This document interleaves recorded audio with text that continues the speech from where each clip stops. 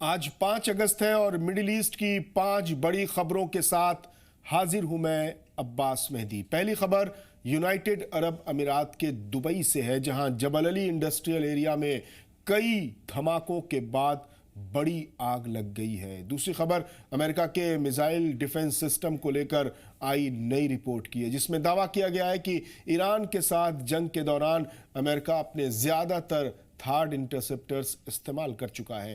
تیسری خبر یمن سے ہے، جہاں ہوتی لڑاکوں نے سعودی عرب کے نذران انٹرنیشنل ایئرپورٹ کو نشانہ بنانے کا دعویٰ کیا ہے۔ چوتھی خبر اربعین کی ہے، جہاں اس سال عراق کے کربلا میں ریکارڈ 2 کروڑ 20 لاکھ سے زیادہ زائرین پہنچے۔ اور پانچویں خبر اربعین کی سیکیورٹی سے جڑی ہے، جہاں عراق کی پاپولر موبلائزیشن یونٹس یعنی حشد الشعبی نے زائرین کی حفاظت کے لیے 54,000 سے زیادہ جوان تعینات کیے۔ یہ ساری خبریں اب تفصیل سے جانتے ہیں۔ یونائٹڈ عرب امارات کے دبئی میں جبل علی انڈسٹریل ایریا میں آج تڑکے کئی دھماکوں کے بعد بڑی آگ لگ گئی۔ ایرانی چینل پریس ٹی وی نے عربی میڈیا کے حوالے سے دعویٰ کیا کہ قریب 20 منٹ کے اندر 7 دھماکوں کی آوازیں سنی گئیں۔ جبل علی پورٹ کے آس پاس سے دھوئیں کا بڑا غبار اٹھتا دکھائی دیا۔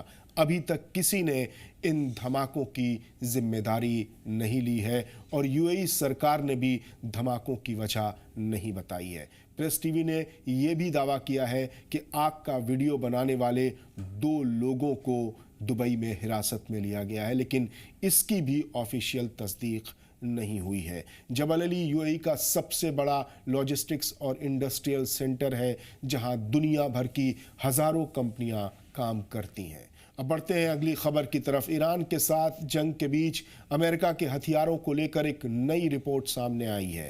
میڈیا رپورٹ میں دعویٰ کیا گیا ہے کہ امریکی فوج اپنے تھارڈ میسائل ڈیفنس سسٹم کے قریب 80% انٹرسپٹر استعمال کر چکی ہے، جبکہ پیٹریٹ سسٹم کے بھی لگ بھگ آدھے انٹرسپٹرز خرچ ہو چکے ہیں۔ رپورٹ میں کہا گیا ہے کہ ہتھیاروں کا تیزی سے کم ہوتا اسٹاک اور مڈل ایسٹ میں ایرانی جوابی حملے کا ڈر پریزیڈنٹ ڈونلڈ ٹرمپ کے ایران پر بڑے حملے کی پلاننگ ٹالنے کی بڑی وجہ بنا ہے۔ بڑھتے ہیں اگلی خبر کی طرف۔ یمن کے ہوتی فائٹرز نے دعویٰ کیا ہے کہ انہوں نے سعودی عرب کے نذران انٹرنیشنل ایئرپورٹ پر ایک اہم ٹھکانے کو نشانہ بنایا ہے۔ ہوتی لڑاکوں کا کہنا ہے کہ یہ کارروائی حدیدہ اور سعدہ صوبے کے ایئر اسپیس وائلیشن کرنے کے جواب میں کی گئی ہے۔ فی الحال سعودی عرب کی طرف سے اس دعوے پر کوئی آفیشیلی بیان سامنے نہیں آیا ہے۔ اور اب بات کرتے ہیں اربعین کی۔ عراق کے مقدس شہر کربلا میں اس سال بھی کروڑوں عزاداروں نے اربعین کی زیارت میں حصہ لیا۔ عراقی سرکار کے مطابق اس بار 2 کروڑ 20 لاکھ سے زیادہ لوگ کربلا پہنچے، جن میں قریب 50 لاکھ زائرین 172 دوسرے ملکوں سے آئے تھے۔ اربعین عاشورہ کے 40 دن بعد منایا جاتا ہے اور اسی دن امام حسین علیہ السلام اور ان کے وفادار ساتھیوں کی شہادت کو یاد کیا جاتا ہے۔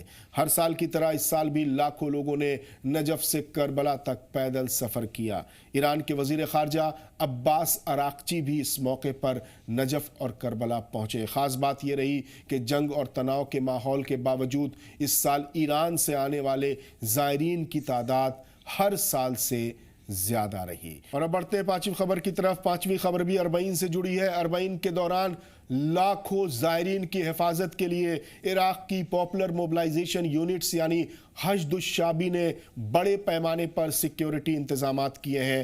پاپولر موبلائزیشن یونٹس کے مطابق 54,000 جوانوں کو 70 ریجیمنٹ میں تعینات کیا گیا ہے، جن میں زیادہ تر عراق کی سرحدوں اور کربلا جانے والے راستوں پر موجود ہیں۔